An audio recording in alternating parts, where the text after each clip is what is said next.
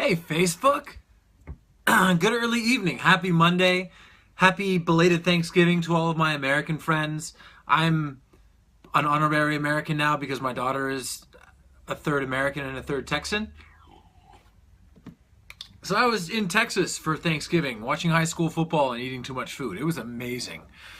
There's so much going on this week that it literally demanded a video Q&A. First, I'm on 2 episodes of television this week. That's always exciting. Our huge 2-night crossover event is taking place Tuesday at 8 p.m. and Wednesday at 8 p.m. with Flash and Arrow, respectively. We had a blast shooting these. We're going to cover some of that in the Q&A. Sometime tomorrow or possibly the next day, because the site was actually down for a little bit today because you're all so awesome. The campaign for cancer, I'm going to swear, the campaign for fuck cancer, the family-friendly version, the tote bags, the hoodies, the colors, the third and final iteration of this campaign. This really, really will be it. We've raised over $1.2 million. It's just mind-boggling to me. And side note, PayPal now exists. It's a thing, apparently. Didn't used to, now it does. So if you needed to use PayPal before and it was the only way that you wanted to contribute to the campaign, you can do so now, which is great. Now on to some questions from actual Facebook friends with respect to both the campaign and the Flash Arrow crossover event. Internet's calling it Flaro. I'm not in. Dustin Fathery would like to know, how does it feel to see a bunch of people, sorry, I'm going to make the font a little bigger. How does it feel to see a bunch of people wearing your face on their shirt? Do you wish it was a different picture of you? On a side note, love the show and keep on rocking. No, I think it's really cool. When I was in Toronto, my mom had one on. Whatever, my mom gets to wear a shirt with my face on it. And I've seen a couple of people when I was down in Syracuse, met a couple of really nice people that were wearing the shirt. It doesn't feel weird because the cause is good. Like on one of the campaigns, it was like a guy that wrote GOAT under his name. Probably meant greatest of all time or GOAT, I'm not sure. And I don't even know if it was for charity. That's weird, but to each their own. I don't begrudge anyone anything. So no, it's not weird. It's exciting. Mel C. Cullen wants to know if we can add subtitles to these Q&A videos. I don't know how to do it on Facebook. If somebody would like to teach me, or if someone would like to do it, I'd be happy to link to it. Okay? Constance Gibbs wants to know, what in the world do Oliver and Diggle do for money these days? Is Diggle living off Lila's Argus income? I'm glad you brought this up. I mentioned it on the Arrow After Show a couple of weeks ago. As we've seen with recent developments financially in America, when billionaires go broke, that means that they have like $4 million left. So Oliver certainly isn't a billionaire anymore, but I wouldn't say that he's leafing through sofa cushions to find spare change. I feel like he has a little something. And this is actually something that we get to address in the latter part of the year. Natalie Duran wants to know if any of my co-stars have bought any of the Fuck Cancer t-shirts or hoodies. I'm not sure. I know that some people on the crew have, and that was really nice and thoughtful. I know that they've tweeted their support, and quite honestly, that's good enough for me. Amira Ahmed wants to know, are you considering doing a Q&A with your co-stars? That would be fun to watch. I'm always considering it. It's just a matter of finding the time. Natalie Duran, who got 2 questions in the top. Well, good for her. Is there one specific scene in the crossover episode that you found difficult to film? Not emotionally difficult. The big battle scene that you see in the Flash side of the crossover was technically difficult because we wanted it to be awesome, but no, not no. There's not one that stands out. Rosemary Huber wants to know, how do you prepare for those emotional scenes?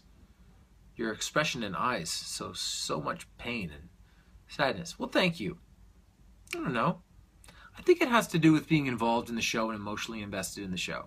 If you're, because I'm not necessarily a method guy, if you're involved in the show, emotionally invested in the show, and you care about it being a good product, then I feel like raising the stakes in those moments becomes a little bit easier.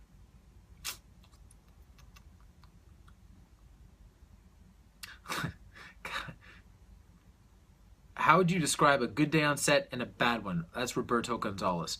I would describe a good one as when we get a lot of work done, and I would describe a bad one as one that's just a really technical start and stop day where you don't get to do a ton of acting. I don't find those as emotionally and creatively satisfying as when we get to shoot really cool scenes that have a lot of range to them. Bader Al Mula says, Captain, thank you. What's the protocol for running into you in public? Do you like to be approached for pictures and stuff? Would you rather we back off and mind our own business if you're with family? Do we have to have the shirt on if we want to come say hi? Whatever it is, it would be cool to know so that we can respect your privacy. That's a very thoughtful question.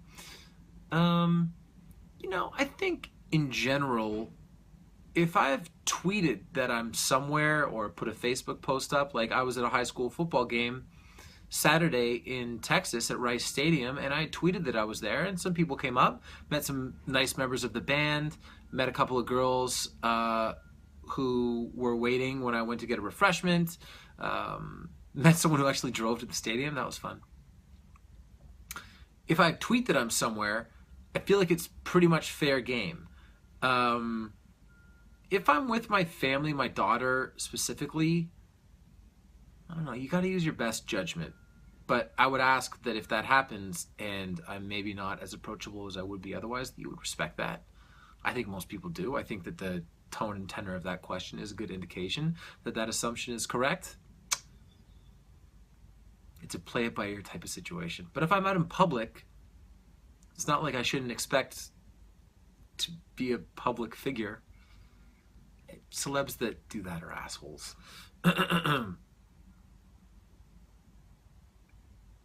Tracy Ladd, if you were walking down the street and came across someone wearing one of the shirts, would you stop them and ask to take a picture with them? That depends. I always like to, like at Comic-Con in 2012 when we were on the big bags that they give out and no one knew who we were, I liked walking up to people and saying nice bag because no one would know and people would think that I'm a weirdo. Yeah, if I saw you out on the street and you were wearing a shirt and I wasn't, in a rush somewhere, I'd love to say hi.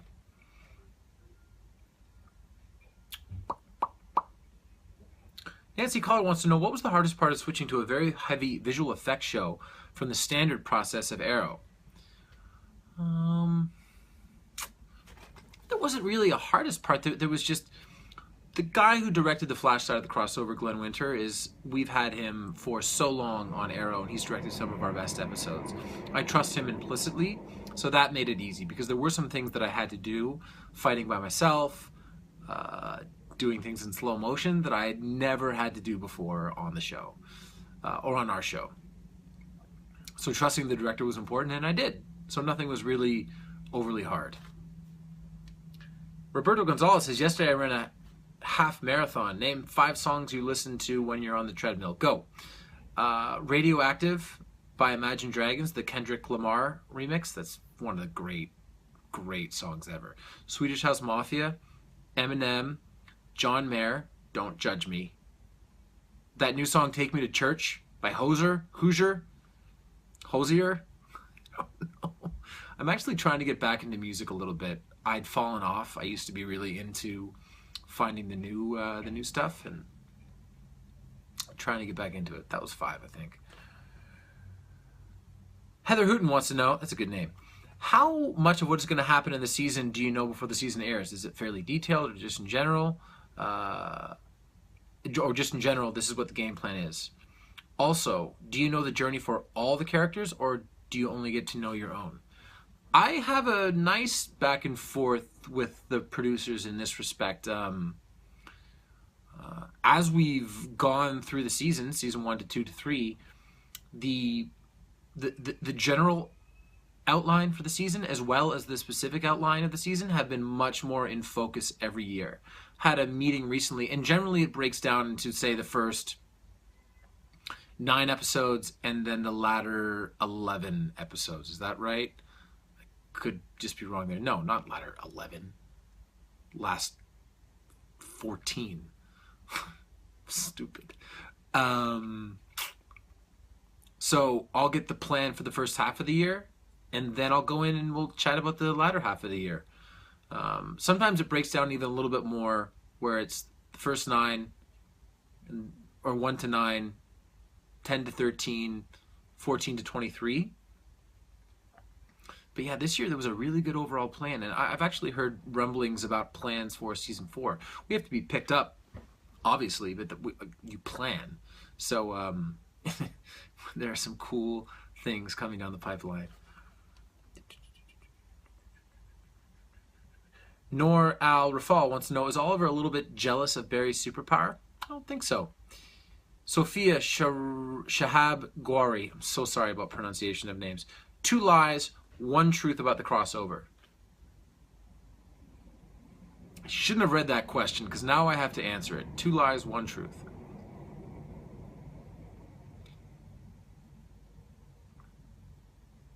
Thea has as close to a Marilyn Monroe episode as incident episode. Thea has as close to a Marilyn Monroe incident as you can have on network television.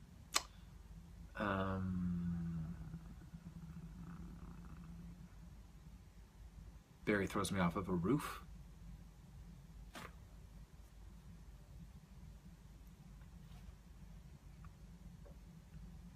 I encounter Ray Palmer for the first time since the first episode of the season, not counting when I saw Ray and Felicity getting up to stuff in last week's episode. Spoiler alert.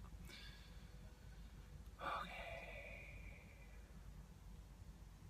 How was it watching with the fans at the screening? What were the parts you were most excited about them seeing, and did the reaction live up to your expectations? So we did a screening in Los Angeles, not this past weekend, but the weekend before, of both of these episodes. I was most excited for them to see how they react to the humorous moments, because I think that Oliver and just the story in general, the Arrow story, our side of it, because of what we're infusing in the show, the people from The Flash, it's actually one of the funnier episodes that we've ever done, which is not a typical way to describe our show. It's funny, it's interesting, it's a change of pace. So I wanted to make sure that the laughs landed.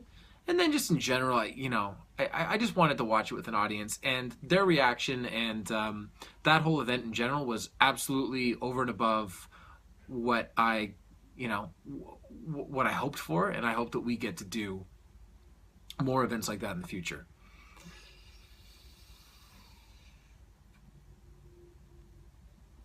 Natalie Doran, just dominating. Is your favorite moment... She's Canadian, based on the spelling of favorite. Is your favorite moment from the Flaro episodes in the Flash part or the Arrow part? The Flash side. Tassia Bastos. Any chance to see Oliver Queen wearing one of those fuck cancer t-shirts for training? Probably not. That'd probably be a little far along the fourth wall. Douglas Boltinghouse, knowing your mom was a big inspiration for the campaign, what has she thought about the enormously positive response to your mission? I will be proudly wearing the 2 shirts I've got. Well, thank you, Douglas. She's my mom's always proud. I could be a garbage man, not that there's anything wrong with that, and she would, tweet and Facebook all the time about what an efficient garbage man I was. Again, nothing wrong with being a garbage man. Yeah, she's very proud, very happy. I think this has helped with her Christmas shopping too, so there's that. Joyce Ganasali, question, is Oliver working? Where do you think he should work? What is he doing during the day? I can't possibly answer that question. Samantha Endres wants to know, what other show would you like to do a crossover with if it was possible?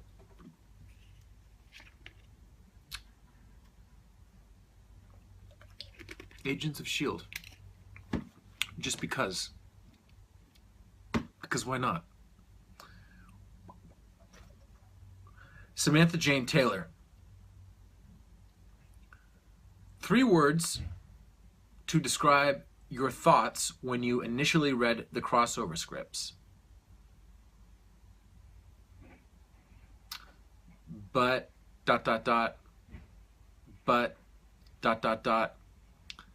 how?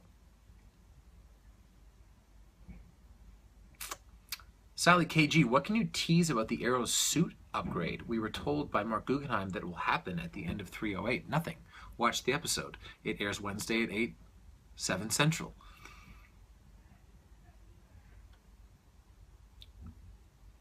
Hi, Steve. Joanna Harlan. Hi, Stephen. This might seem like a silly question, but was it hard having to deal with 2 scripts or 1 large script for this week's crossover event? When we were shooting 108 of The Flash, we were shooting 307 of Arrow, and towards the latter part of 108 of The Flash, coming, Sarah, we moved on to episode 308. It was difficult. The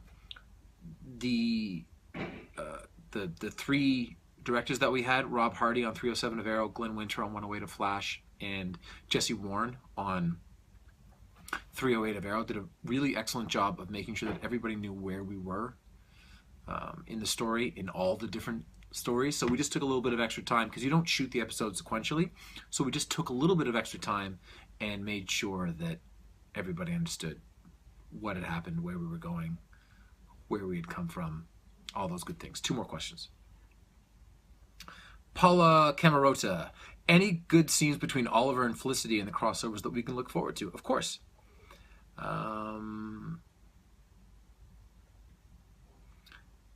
Jandra Burr, are we going to hear from you and Fuck Cancer some of the great stories that have transpired because of your record-breaking campaign? I hope so. I think that we will. You know, let's give the campaign a little time to breathe, and then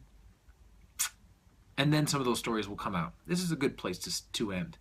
All the people that have shared photos, all the people that have participated in 1 campaign or all 3 campaigns.